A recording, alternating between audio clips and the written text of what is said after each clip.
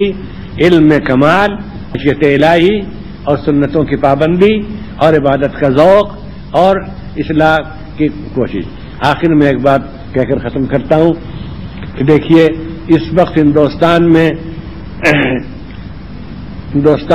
ایک ایسا دور آیا ہے جو ہمارے علم میں اس سے پہلے کبھی نہیں آیا۔ دور اکبری کو کسی قدر مشابہت ہے، لیکن دور اکبری بھی اس درجے میں خطرناک نہیں تھا جتنا یہ دور ہے جو اب چل رہا ہے۔ وہ یہ کہ اس وقت اکثریت نے طے کر لیا ہے کہ اس ملک کو اسپین بنا کر رہیں گے وہ، یعنی اس میں مسلمان رہیں گے لیکن اپنے تمام ملی تشخصات کو چھوڑ کر وہ یعنی ابھی زبان پر یہ بات نہیں آئی لیکن ہمیں معلوم ہے، ہمیں ایسے لوگوں سے ملنا ہوتا ہے کہ اذانیں بھی زور سے نہ ہوں، لاؤڈ اسپیکر تو خیر الگ چیز ہے، وہ کوئی مسنون چیز نہیں، اذانیں بھی زور سے نہ ہوں،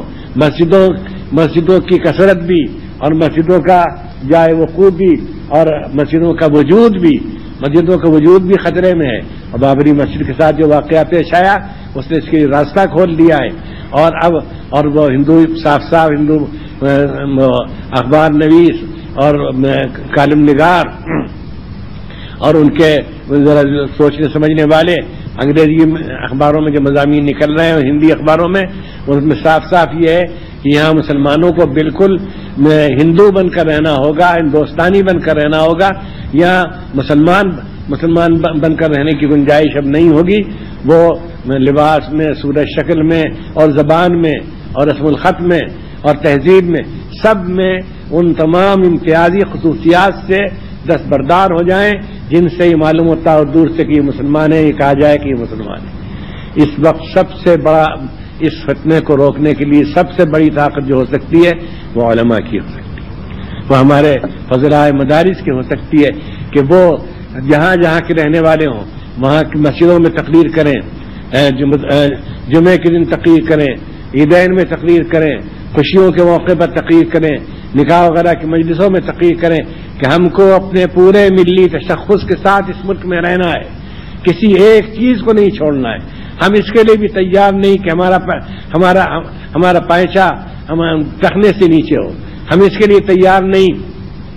کہ ہم اپنی داڑھی کو ایسا کر لیں کہ وہ سمجھا جائے کہ بس میں اتفاقاً کچھ بال اگائے ہیں، نہیں، کچھ نہیں، ہم بالکل شریعت پر عمل کریں گے اور شریعت کے ساتھ رہیں گے اور ہمارا نظام تعلیم وہی رہے گا۔ ہم اپنے بچوں کو توحید کی تعلیم دیں گے، دینیات پڑھائیں گے، اردو سے واقف بنائیں گے، اردو رسم الخط کو زندہ رکھیں گے۔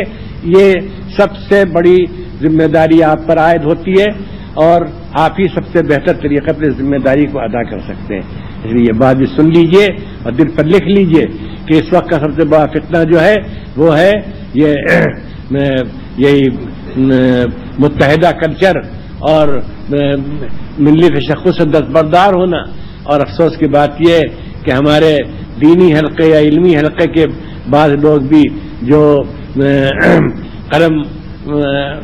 قلم کا استعمال جانتے ہیں اور زبان سے بھی علمی زبان بات کر سکتے ہیں، وہ بھی اس کی دعوت دینے لگے ہیں کہ مسلمانوں کو کسی بات پہ اصرار نہیں کرنا چاہیے، اور پرسنل لا کے سلسلے میں جو اصرار کیا سپریم کورٹ کے فیصلے کے خلاف، یہ بھی ایک غلطی تھی مسلمانوں کے خامخواہ کے لیے۔ ہندوؤں میں ایک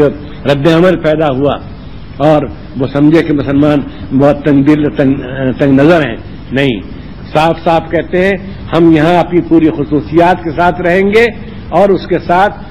ہم امید رکھتے ہیں کہ اللہ تعالی ہم کو اس ملک کی قیادت نصیب فرمائے گا، اس لیے کہ اس ملک کی آبادی کوئی عنصر اس نے اپنے کو اس قابل نہیں رکھا کہ وہ اس ملک کو بچائے خطرے سے۔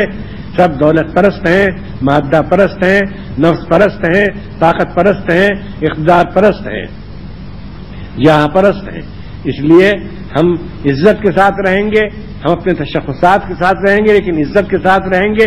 سر اونچا کر کے چلیں گے۔ ہماری نگاہیں شرم سے جھکی ہوئی نہیں ہوں گی بلکہ ہماری نگاہیں بلند ہوں گی اور ہم سمجھیں گے کہ ہم جو کچھ کر رہے ہیں وہ صحیح ہے اور ہندوستان کا دستور اس کی اجازت دیتا ہے اور ہندوستان اسی حالت میں رہ سکتا ہے، یہاں صحیح سلامت اور مامون و محفوظ اور خوشحالی اور خوشحال، کہ جب اس میں ایک دوسرے کو اس کی آزادی دی جائے کہ وہ اپنے مذہب پر عمل کرے، مذہبی شاعر کا مظاہرہ کر سکے اور ان کو قائم رکھے اور اپنے ملی تشخص کو برقرار رکھے۔ بس یہ اس